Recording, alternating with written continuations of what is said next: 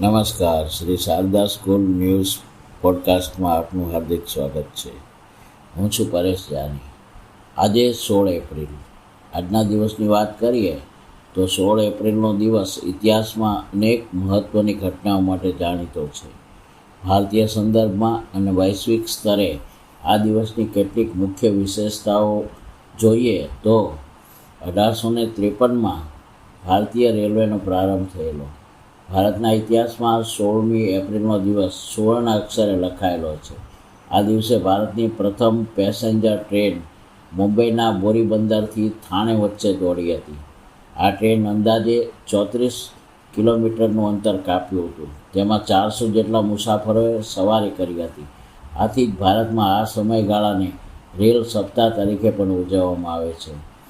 બીજું વાત કરીએ તો વીરેશ લિંગમ પંતુલુનું જન્મ વિશેની અને કાર્ય વિશેની વાત કરીએ તો આધુનિક તેલુગુ સાહિત્યના પિતામહ અને મહાન સમાજ સુધારક કુંદુકુરી વીરેશ લિંગમનો જન્મ 1848માં 16 એપ્રિલના દિવસે થયો હતો.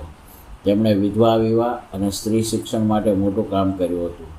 વિશ્વ પ્રસિદ્ધ કોમેડિયન અને અભિનેતા ચાર્લી ચેપ્લિનનો જન્મ પણ 16 એપ્રિલ 1889માં થયો હતો. મૌન ફિલ્મો દ્વારા તેમણે સમગ્ર વિશ્વને હસાવ્યું હતું.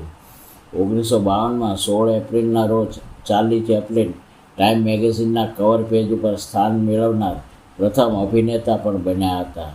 1919માં અમૃતસરના જલિયાવાલા બાગ હત્યાકાંડના વિરોધમાં મહાત્મા ગાંધીજીએ પ્રાર્થના અને ઉપવાસના દિવસ તરીકે 16 એપ્રિલને ગણાવી હતી.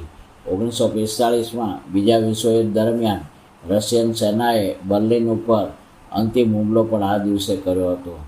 ખાસ દિવસની વાત કરીએ તો માનવ અવાજના મહત્ત્વને સમજવા અને ગળાના સ્વાસ્થ્ય પ્રત્યે જાગૃતિ લાવવા માટે દર વર્ષે 16 એપ્રિલ વિશ્વ અવાજ દિવસ તરીકે વર્લ્ડ વોઇસ ડે તરીકે ઉજવવામાં આવે છે.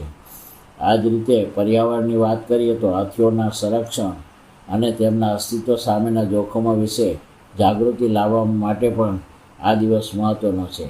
આમ 16 એપ્રિલે રેલવે ની રીતે જોઈએ તો ટેકનોલોજી, કલામાં ચાર્લી ચેપ્લિન અને સમાજ સુધારણા એમ બધા ક્ષેત્રે, પર્યાવરણ એમ બધા ક્ષેત્રે મહત્ત્વનો દિવસ છે. અસ્તુ.